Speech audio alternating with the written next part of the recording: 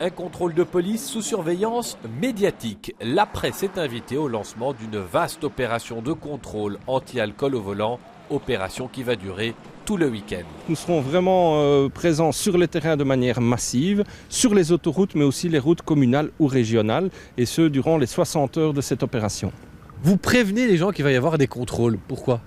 C'est la première fois qu'on le fait, donc on n'a pas l'habitude d'annoncer des contrôles alcool. Ce qu'on veut cette fois-ci, c'est vraiment travailler sur les mentalités, les comportements et pousser les conducteurs à ne pas reprendre le volant s'ils sont sous l'influence de l'alcool.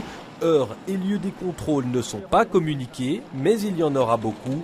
230 policiers sont mobilisés. Aujourd'hui, on veut vraiment faire prendre conscience à l'ensemble de la population, quel que soit l'âge et quelle que soit l'expérience au niveau de la conduite, que boire et conduire, c'est totalement incompatible. Les syndicats de police dénoncent souvent la difficulté d'organiser ces contrôles, faute de moyens, faute de personnel. C'est tenable dans la durée, une vraie opération Bob ? Mais si, parce que cette action, c'est un week-end, mais on a l'action de Bob qui a commencé le 29 novembre et ça continue jusqu'au 25 janvier. Selon la police, 98% des conducteurs sont en dessous de la limite imposée.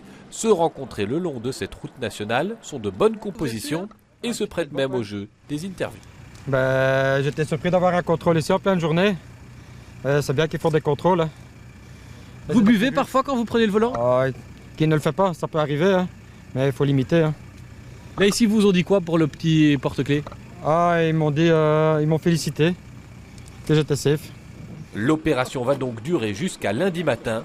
Nous voilà tous prévenus.